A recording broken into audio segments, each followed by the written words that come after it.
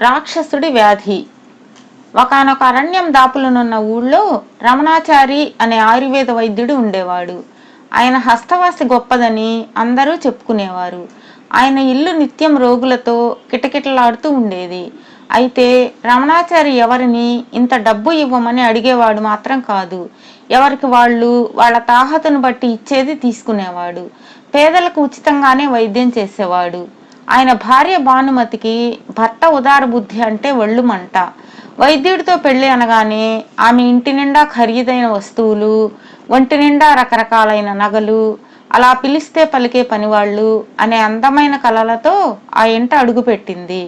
అయితే భర్త బొటాబొటీ సంపాదనతో ఆమె కన్న కలలేవీ ఫలించలేదు.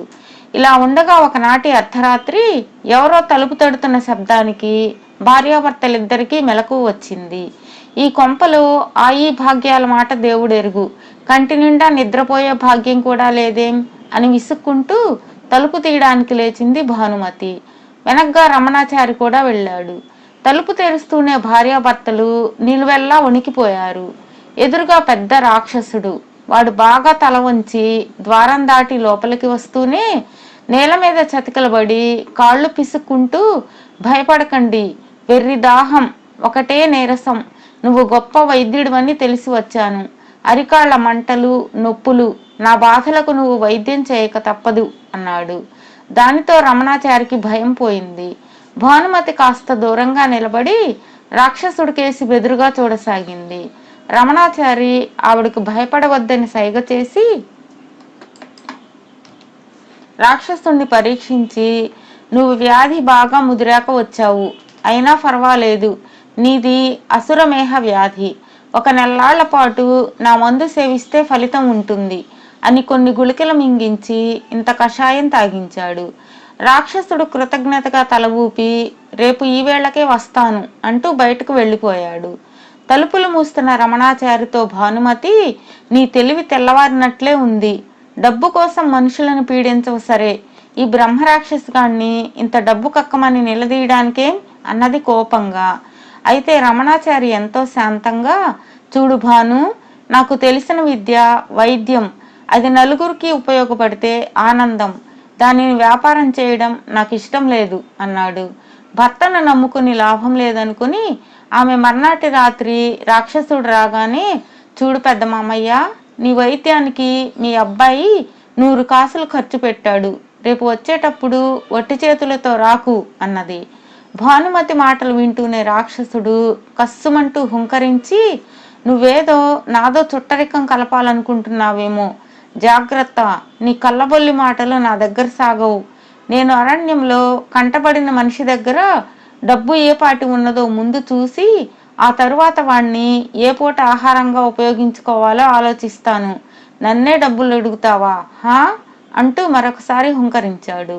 రాక్షసుడు ఇలా అనగానే భానుమతి కుక్కిన పేనులా అయిపోయింది.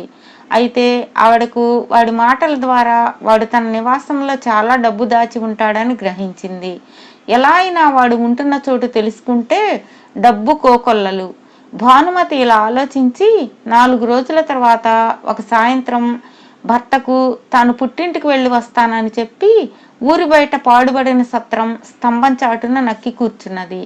ఆనాటి అర్ధరాత్రి రాక్షసుడు వైద్యం చేయించుకొని తిరిగి వెళుతుండగా ఆమె వాడిని అనుసరించిపోయి వాడు ఉన్న స్థావరం అరణ్యంలోని ఒక ఓడల మర్రి పక్కన గుహ అని తెలుసుకున్నది. ధనపిశాచి ఆవహించిన భానుమతి మర్నాటి పగలంతా అరణ్యంలో అక్కడా ఇక్కడా తిరిగి అర్ధరాత్రి వేళ రాక్షసుడు వైద్యానికి గుహ వదిలిపోగానే భయపడుతూనే గుహలోకి వెళ్ళింది. అక్కడ గుహమూలుగా 2 పెద్ద తోలు సంచులు కనిపించాయి. వాటి మూతులు విప్పి చూసిన భానుమతికి ఒక సంచిలో నగలు, 2వ సంచిలో మిరుమిట్లు గొలిపే బంగారు కాసులు కనిపించాయి. ఆమె ఎక్కడా లేని ఆనందంతో సంచులను భుజాన తగిలించుకొని ఇల్లు చేరేసరికి తెల్లవార వస్తున్నది.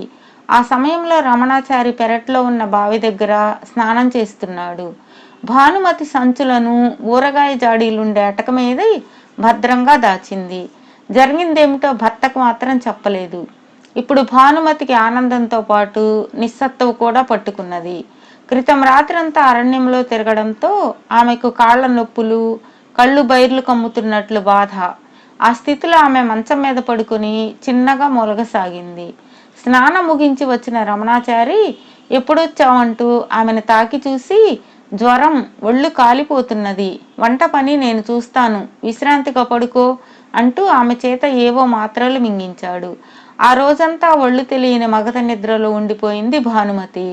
ఆ రాత్రి రాక్షసుడు మహా సంతోషంగా పెద్ద పెద్ద అంగలతో రమణాచారి దగ్గరకు వచ్చి, నీ వైద్యం అమోఘంగా పనిచేసింది, నా బాధలన్నీ మొటుమాయమైపోయాయి, నీకేదైనా కానుకలు ఇచ్చి పోదామనుకున్నాను, అయితే నా సంపద అంతా ఎవరో కొల్లగొట్టేశారు, అయినా అంత ధనం పోయినందుకు బాధ కలగడం లేదు, నువ్వన్న ఆ అసురమేహ వ్యాధి నుంచి బతికి బయటపడ్డాను, అదే చాలు, నేనుండే చోటు ఎవరికో తెలిసిపోయింది కనుక ఇక నేను అరణ్య ప్రాంతాల్లో ఉండదలచలేదు, మరొక దూరారణ్యానికి పోతున్నాను, నీకు చాలా కృతజ్ఞుణ్ణి అంటూ వెనుదిరగబోయి ఆగి, భయంగా ఉంది, ఒకవేళ ఆ వ్యాధి మళ్ళీ తిరగబెడితే ఏం చేయాలి అన్నాడు.